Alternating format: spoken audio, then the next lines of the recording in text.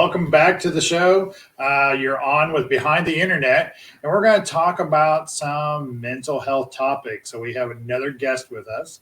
And but first of all, my name is Aaron, and I work for Whisper Internet, and I am our outside sales agent. Very good. And my name is Jesse out of Washington, Missouri, and I do field services. And again, I'm excited. Love having a special guest join us. It just makes the show flow, and it's fun, and we get a lot of information. I write a lot of notes. Joining us today is Jaclyn Pickowitz from Counseling Associates. She's going to help us discover some techniques to keep us feeling a little bit better, our minds a little bit calmer through some of the things that we're going through. Jaclyn, welcome. How are you? Hi, good. Doing great. It's fall, beautiful day. Happy to be here. Thanks. Absolutely. Yeah, I couldn't ask for better weather to be working outside. I tell you that much. So. Yes, and we're definitely happy to have you. And we've all, hopefully been quarantining, limiting our time around other people, and even sometimes our family. Mm-hmm. How are most of the people kind of dealing with some of this? Yeah, it's a struggle. We are innately social beings. We're not used to being cooped up inside, especially involuntarily. We're wired for social interaction and personal connection on a normal day. So this has us, craving that even more right now, for sure. And why is this so hard on us, actually? Yeah. Well, who is used to spending 24/7 at home with spouses or kids? And for the single people out there spending 24/7 home alone, it's just been a big transition for us. A lot of us are working from home. A lot of us are doing this hybrid schedule where we're kind of in the office or we're at school part of the time, and then we're getting shifted back to maybe remote learning or back to telehealth forms of working remotely. So it's just been a big transition, how many of us are fixers? There's only so much we can do in this situation. We can wear our masks, socially distance, but ultimately we're relying on others to do their part and to help us move towards a resolution here. And what are some of the ways to avoid that isolated feeling and be able to feel more connected? Mm-hmm. Using technology to our advantage, of course, FaceTime, Zoom, Skype. But we all know that virtual connection just doesn't fully and truly replace face-to-face, in-person interaction. So, of course, finding, a way to socialize at a safe distance in person. I know I've realized just how much I took for granted being in the mere physical presence of other human beings, of my family and my friends, coworkers, and just being in their space and in their energy. So, getting creative on how to connect with loved ones that may be more compromised, that you can't be physically in person with. Using your talents to connect with someone from afar, to do something for them. After all, the best and easiest ways to build our self-esteem is to do something for someone else anyway. So, yeah. And, one other thing is sometimes this feeling of disconnected is often about feeling disconnected from ourselves, our daily routine, our old pre-2020 self. And there's a sense of grief that's kind of being experienced as well. Our plans, weddings, vacations, things like that are just different. Right. Do you feel like you're busier now than ever, or how do you feel with the busyness of life? Yeah, it's interesting because now that we've kind of been freed up a little bit, right. We can come out a little bit. It's almost like, okay, well, what can I do and where can I be and who can I see? And can we travel? Can we get out since we've been so cooped up? Yeah, absolutely. And it's kind of hard to tell what rules or where, that it could be so much different than, Missouri compared to like Illinois and what you need to do from one store to another. Definitely some weird times right now. And I can see how people would be feeling uneasy and isolated and not know what's going on. Speaking of not knowing what's going on, there's a lot of unknowns right now. A lot going on in the news, obviously. Politics, right? health, school, and that could contribute to anxiety. I know I'm kind of a naturally have an anxiety type of person anyways. Do you have any personal antidotes for that kind of thing? Yeah, I mean, I can remember early on, feeling just confused. Like, I had some people in my life that were, well, I guess not early on, but recently kind of going back to business as usual, life as usual, going out and doing their thing. And then I still have other people in my life on the other side of the spectrum that are still really, truly quarantining. And they're people that I respect and that I care about. So it's hard for me to, sometimes find my own position in that. Kind of trying to find a balance. Everybody has a different opinion on how we're supposed to handle this pandemic, and throw in political turmoil and human rights issues and those kinds of things, and we're in a really tough spot. So definitely, I think everybody's feeling a little bit anxious, and uncertainty never helps with that, for sure. Right.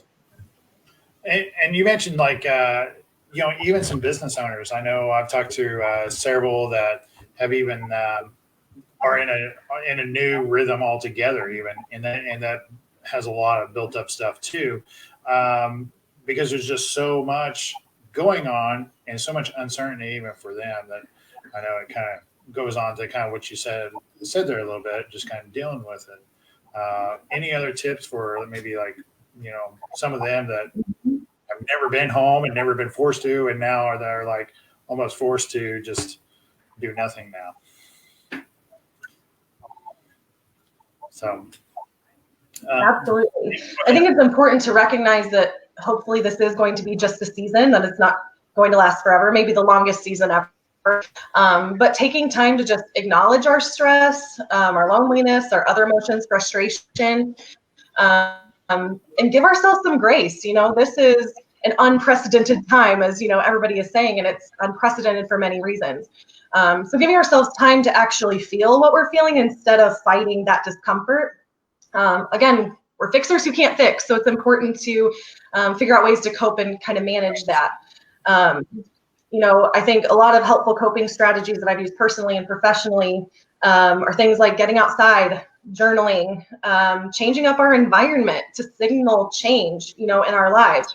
I often tell my clients to light a new candle or rearrange your furniture. It's just helpful to join our minds and our bodies to help us see that the world just doesn't look quite the same. Sure. And in a lot of instances too, when you're talking about businesses, there are a lot of people that are unemployed, so when you think of like our hierarchy, the Maslow's hierarchy of needs, we have to be safe and we have to have shelter and food and all those things before we can even start thinking about how can we be the best versions of ourselves. No, that's good. Journaling, just simple things like lighting candles. You'd be amazed about. I know in my family, they've done a few different mental type of help things when it comes to researching rocks, or putting different candles or different smells, or different types of oils or whatever, incense. There's been a lot of that going around at my house, and I think it's just to try to maintain and help some of that mental stress and mental anxiety, because there's some strange things going on right now, and it's important to let the kids know too, and be honest with them, like, hey, me being an adult, I've never been through this either. So this is a really good conversation to have. I've been just writing some things down so that I can incorporate possibly at my home, and some of the things it looks like that we're doing already.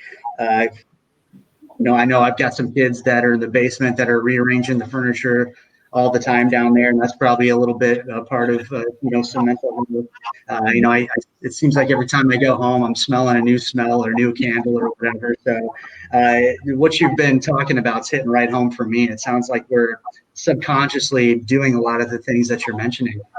Yeah, absolutely, because things just don't feel the same. So we're kind of like trying to cope and adjust and customize our lives to fit the situation that we found ourselves in.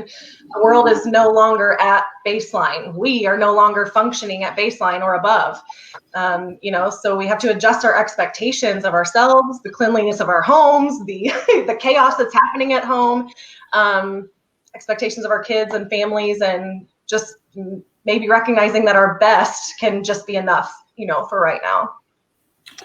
And I know a lot of people have even done like, I've known several now, like, because I got to think about people being at home and white walls and stuff like that. And there's been so many home interior projects and exterior projects. And I know yards look great anymore when you have a house. So, I mean, there's definitely some upsides in the sense like, I mean, those are people definitely, I mean, definitely getting things done while they're at home too. And I think that's awesome even for them. So go ahead. I think, yeah. You mentioned, trying to find the upsides of things. What are the positives of sitting at home, being home with family or being just home alone, so you mentioned like getting out and doing projects that have been on a list, forever, or doing yard work, starting new hobbies, things like that we just haven't had the time for before. I think this is actually an interesting way that the world has forced us to start slowing down and, really valuing what's really important in our lives, connection. Yeah, no, that's a great point.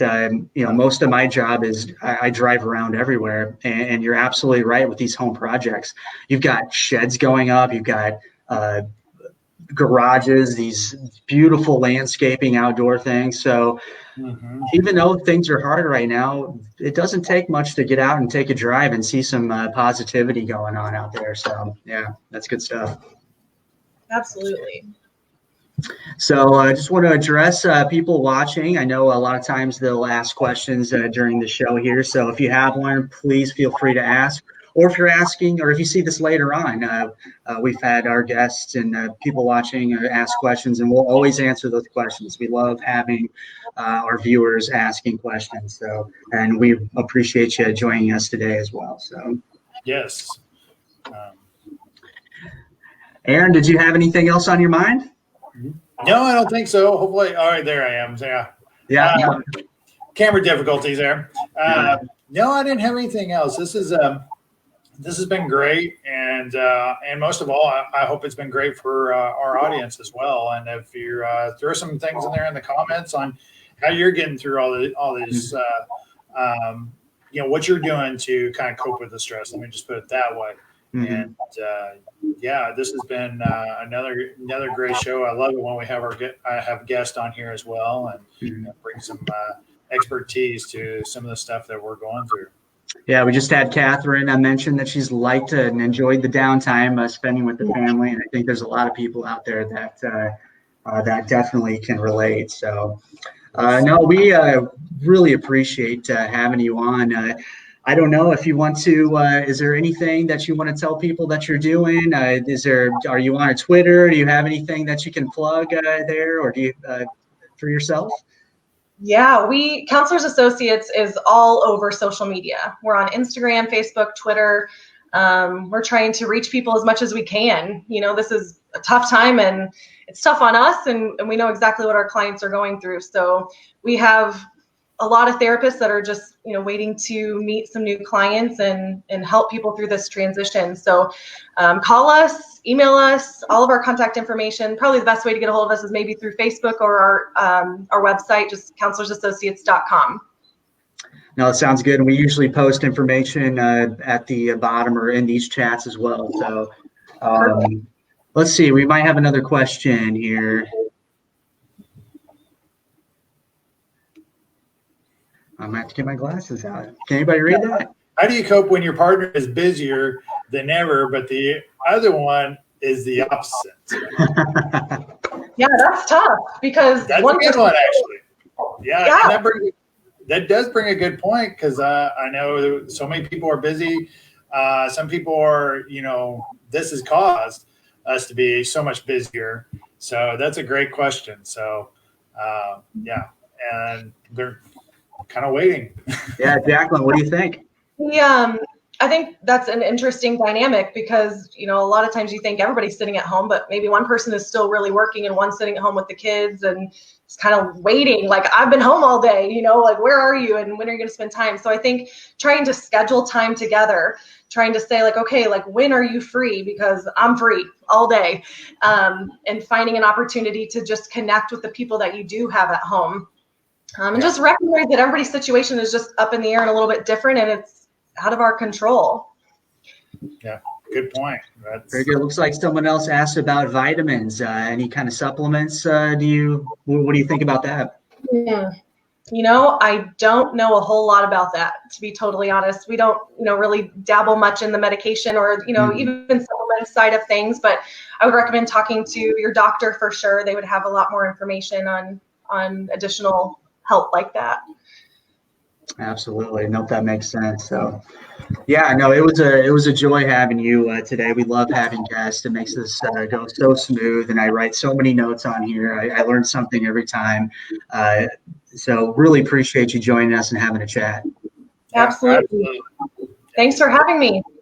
Yeah, no problem. And it looks like we got another show coming up. We'll be talking about working from home and all the stress that comes along with that. So I bet a lot of people can relate with that. Always, anybody can leave your questions even after this is done, and we'll get right back to you and answer them. And we can probably find Jaclyn if we need to.